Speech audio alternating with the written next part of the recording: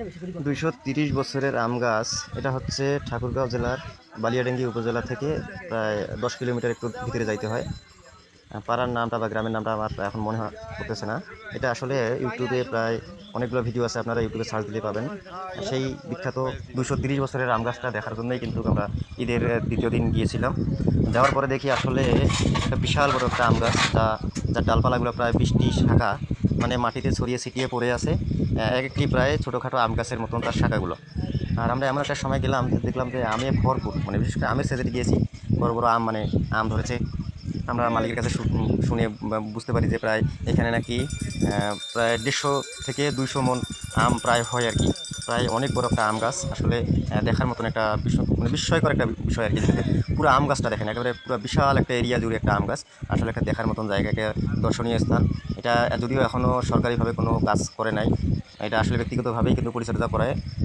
মাঝে মাঝে হয়তো প্রাণী সম্পদ বা বৃক্ষ সম্পদ থেকে আম গাছটাকে পরিচর্যার জন্য মাঝে মাঝে হয়তো অফিসাররা গিয়ে একটু তাদের নাকি বুদ্ধি পরামর্শ দেয়। এই দর্শনীয় আম গাছটি আমরা দেখতে দেখতে দেখি এক সাংবাদিক ভাই ভিডিও ফুটেজ ধারণ করতেছে এবং এই আম গাছ সম্বন্ধে বিভিন্ন যারা দূর দূরান্ত থেকে আম গাছটি দেখতে আসছেন তাদের কাছে জানতে চাচ্ছে আসলে এই আম গাছটি দেখতে কত সুন্দর এবং এর পরিচর্যা কীভাবে করা যায়, বা আসলে সরকারিভাবে এর পরিচর্যা কতখানি করা প্রয়োজন, এই সম্বন্ধে সে জানতে চাচ্ছে। তাই আমরা ফুটেজটা দেখেন, আসলে তখন আমাদেরও একটু সংবাদ নেওয়া হয়েছিল, আমি যা বললাম আর কি।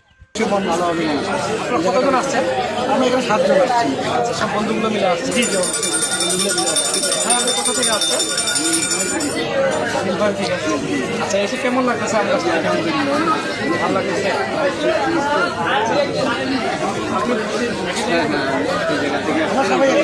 সবাই আম গাছটা নিয়ে আসলে একটা বিশাল কৌতূহল ছিল।